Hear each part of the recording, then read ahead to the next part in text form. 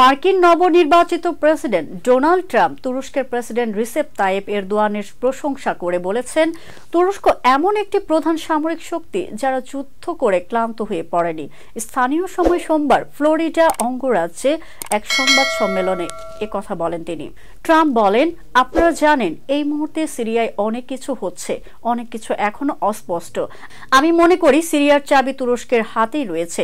সিরিয়ায় উত্তর দিকের কিছু অংশ তুরস্কের নিয়ন্ত্রণে রয়েছে। একসময় ওই অঞ্চল কুর্দিদের সশস্ত্র গোষ্ঠী ওয়াইপিজির হাতে ছিল, কিন্তু তুর্কি বাহিনীর আন্তঃসীমান্ত হামলা ও আঙ্কারার সহায়তা পুষ্ট সিরিয়ান ন্যাশনাল আর্মির মাধ্যমে সেখান থেকে তাদের বিতাড়িত করা হয়েছে। কিন্তু বাশার বিরোধী বিদ্রোহীদের মধ্যে ওয়াইপিজি অন্যতম। এটি যুক্তরাষ্ট্রের সহায়তা পুষ্ট কুর্দি বিদ্রোহীদের জোট সিরিয়ান ডেমোক্রেটিক ফোর্সেস উল্লেখযোগ্য অংশীদার। সংবাদ সম্মেলনে সিরিয়ায় অবস্থানকারী মার্কিন সেনাদের বিষয়ে ট্রাম্পের কাছে জানতে চাওয়া হয়, কিন্তু তিনি এ বিষয়ে সরাসরি কোনো উত্তর দেননি। বরং তিনি তুর্কির সামরিক বাহিনীর শক্তি ও তুরস্কের প্রেসিডেন্ট রিসেপ তাইয়েপ এরদোগানের সঙ্গে নিজের সম্পর্ক নিয়ে কথা বলেছেন।